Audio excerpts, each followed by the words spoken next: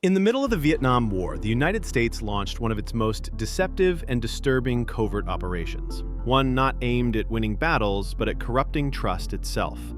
It was called Project Eldest Son. The goal? To plant sabotaged ammunition inside enemy weapons caches, so that when Viet Cong and North Vietnamese troops pulled the trigger, their rifles would explode in their faces. There were no warning signs, no obvious tampering, just a sudden, violent malfunction that shattered bodies and morale alike. It was a silent killer, one that turned the enemy's own weapons into traitors.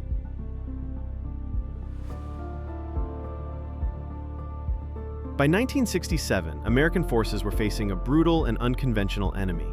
Viet Cong guerrillas were masters of the terrain, disappearing into the jungle, striking without warning, and making use of every weapon they could scavenge.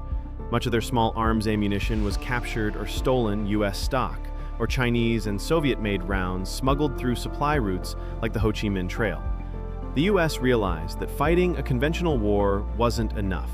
They needed to erode the enemy's confidence from the inside out. That's where Project Eldest Sun came in. The CIA, working with U.S. Army Special Forces and ordnance experts, developed a covert sabotage program to slip tainted ammunition into enemy stockpiles. The plan was surgical. Booby-trap a small percentage of ammo, just enough to spark doubt, but not enough to create a clear pattern. The rounds looked identical to normal ones, but inside, they were modified with small, high-explosive charges that would detonate when fired.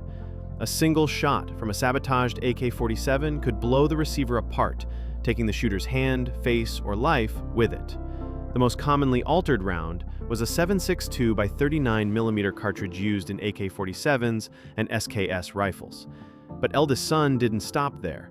Mortar rounds, machine gun belts, and even RPG rockets were rigged with similar fates. Some rounds exploded with enough force to kill the shooter and anyone nearby. Others maimed. Either way, the goal was simple: make the enemy afraid to trust their own weapons. If even one soldier in a unit questioned whether their ammo was safe, the damage was done. Paranoia would take root and spread. Getting the sabotaged rounds into enemy hands was a challenge in itself. U.S. Special Forces units would conduct covert raids on enemy supply lines or munitions depots, planting booby-trapped ammo among authentic stock. Sometimes patrols would leave a staged, abandoned ammo cache in a location they knew enemy forces would find. The trick was making sure the cache looked real, but not suspiciously convenient. The Vietnamese were experienced fighters. They had to believe the ammo was theirs. And it worked. Reports began filtering back, enemy rifles exploding, mortar teams injured by their own rounds, confusion and fear spreading in the jungle. But the U.S. didn't stop there. They actively fed misinformation into the rumor mill through fake documents, leaflets, and staged prisoner interrogations, suggesting that Chinese ammo factories were defective. That way, even legitimate malfunctions might be blamed on faulty foreign production. It was psychological warfare layered on top of physical destruction. The operation's impact is difficult to fully measure. The military kept it tightly classified, and enemy reports were often anecdotal. But it's clear the sabotage sowed real fear. In one documented case, a booby-trapped round detonated inside an AK-47, instantly killing the shooter and injuring nearby comrades. Afterward, the surviving troops reportedly refused to fire the rest of the ammunition. Even if only a few hundred rounds were ever used, the psychological ripple was enormous. But Eldest Son came with risks.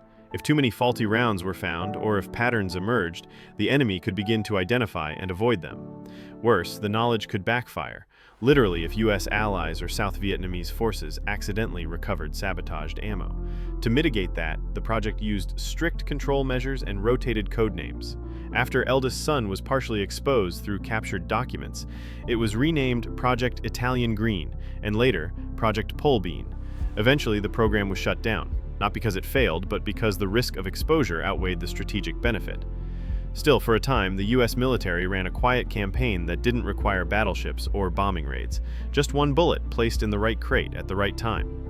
Project Eldest Sun remains one of the most unusual operations of the war, a program that weaponized doubt.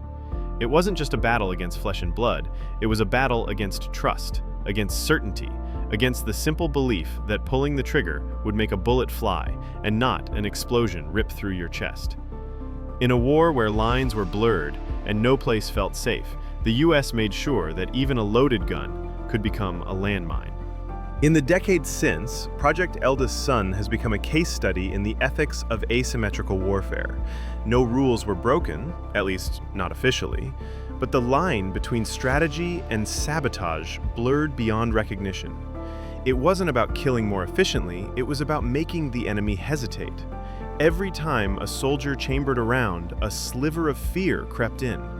That fear was the real weapon. Long after the booby-trapped bullets were gone, the idea remained that the next shot might be your last, not because of your enemy, but because of your own trigger finger. In a war defined by shadows and uncertainty, Eldest Son proved that trust itself could be the first casualty.